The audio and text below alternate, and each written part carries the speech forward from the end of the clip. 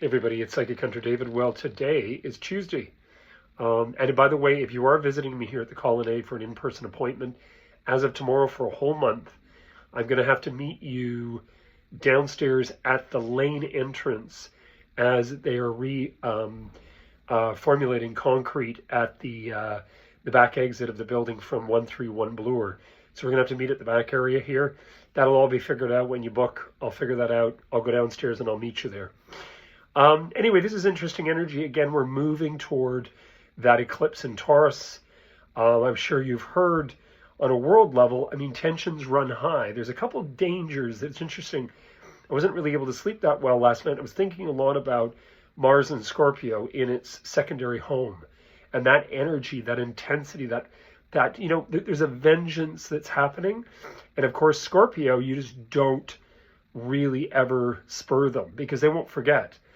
And the big thing about that is that Mars then moves to Sagittarius. Well, Sagittarius, is Jupiter, which is expansive as all can be, and it goes all over the place.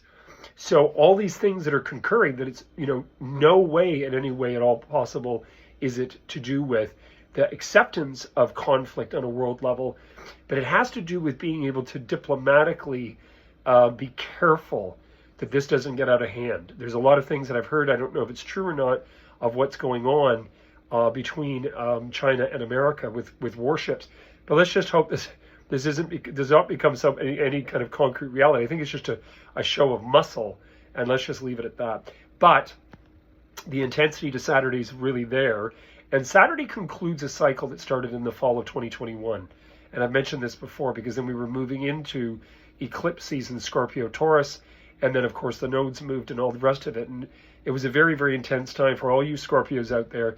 And it's been a very intense time in a way for Tauruses too, even though they think that the sky's the limit. And, I get my back up when I hear people go on about all material and this and that. And this is because this isn't the whole story. I consider people to be very bright. And then all of a sudden they'll come out with a comment that I'll say, cancer research has been great, but it hasn't stopped, Getz from dying, the owner of Apple. I mean, people have to recognize that this experience is got to be about balance and moderation. And when anything goes to huge excess, you're going to get in trouble. I've collected things over the years. I've had a lot of Flow Blue China, but I'm not putting that on my back in the middle of an earthquake and walking down the street to save it all. So we have to recognize that, things are lovely. People in our lives are lovely. Sometimes people have way too many associates, and it makes things complicated. It creates gossip. It's best to keep things quiet. I reiterated a posting that somebody had put on Facebook, and what it represented was really more or less what I've talked about, to not discuss things until it's signed on the dotted line. And when you fully achieved it, then you can talk about it, and you can say, look what's achieved, look what's been done. But the thing that I find that I guess the older I'm getting, and yes, I'm getting older just like the rest of us, the older I'm getting, the sadder I feel about the human condition. Because I look at people and I think everything that our ancestors fought for. My grandfather used to say, the reason you don't speak German is because of me. And the rest of the young fellows that never ever came back. And I think to myself, it's actually avoidance more so than cowardness.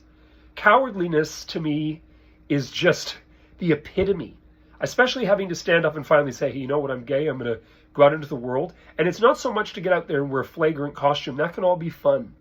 But the reality is there's far more going on in the world that we have to be able to take a stand for.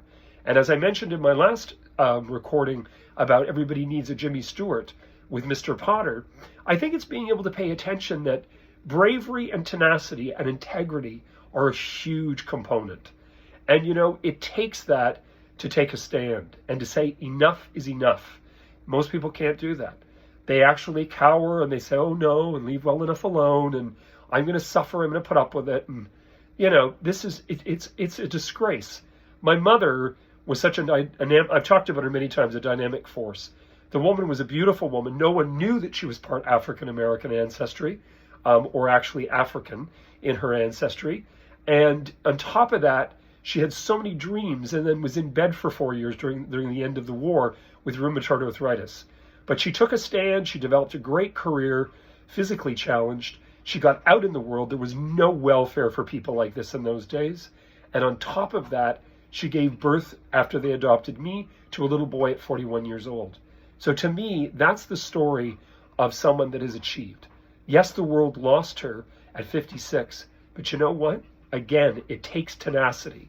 It's when you look at what our parents have done, what they struggled, what every person that immigrated to this experience, even if it was people that were here, most people are not all, 15 generations North American.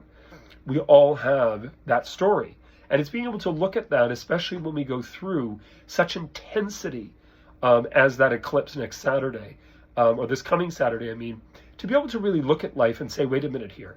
If it hadn't have been for them, all the things that we take for granted would not be part of our experience. Most of the children that inherit, it was the hard work of their parents that got them here. They came with nickels and dimes in their pockets. No matter how intense, ruthless, whatever they did, they had to be to survive, manifest, and create. And sometimes a lot of people in their time of need, when they actually have to take responsibility, can't do anything but complain of how it's taking away from their life and their abilities and their entitlement. This, to me, you best look in the mirror, because that is not a cool thing. Anyway, you heard it here first. I am working, and people know when they come to see me for a reading that if you want to hear somebody pat you on the back and tell you there's going to be a wedding, a pregnancy, and a funeral, then maybe I'm not the dude. But you know what? When people come to me, it's usually because after 34 years being still busy, they're going to hear the truth. Anyway, wish you the best. Take care. You heard it here first, and I am working all this week. So if you do want to get in, the prices and everything are all listed online. Keep well. Have a good day.